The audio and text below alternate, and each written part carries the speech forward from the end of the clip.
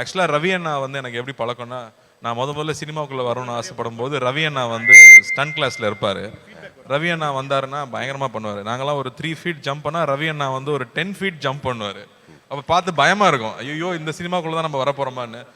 Class முடிஞ்சோடனே கூட்டிகிட்டு போய் ஜூஸ்லாம் ஃப்ரீயாக வாங்கி கொடுப்பாரு, காசு கொடுக்க மாட்டார். நாங்களாம் காசு கொடுத்தா வாங்கிக்க மாட்டார். சும்மாரா சின்ன பசங்க உட்காருங்கடான்னு சொல்லி அவர் தான் காசு கொடுப்பாரு. ஸோ அப்படி தான் எனக்கும் ரவி அண்ணாவுக்கும் பழக்கம். கொஞ்ச நாளுக்கு அப்புறம் தான் தெரிஞ்சது அவர் என்னோட சின்ன பையன்னு. அதுலேருந்து அவர் நான் அண்ணான்னு கூப்பிட்டு அடி வாங்குவேன்னு சொல்லி அப்புறம் ரவின்னு பேச ஆரம்பித்தோம்.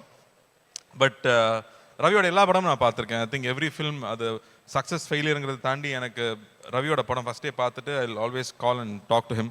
காஸ்டியூம்லேருந்து ஒரு சீன்லேருந்து பர்ஃபார்மன்ஸ்லேருந்து ஒரு நோட்டீஸ் பண்ணி நான் நிறைய வாட்டி கூப்பிட்டு பேசியிருக்கேன். ஸோ அப்படி தான் ஒரு ரிலேஷன்ஷிப் இருந்துச்சு. But I was very very happy. Ponniyin Selvan பண்ணும்போது ஒரு நம்ம இந்தியாவில் தமிழ்நாட்டில் ஒரு மிகப்பெரிய இளவரசன் அது யார் நடிக்க போகிறாங்க அப்படிங்கிறது ஒரு பெரிய கேள்வி.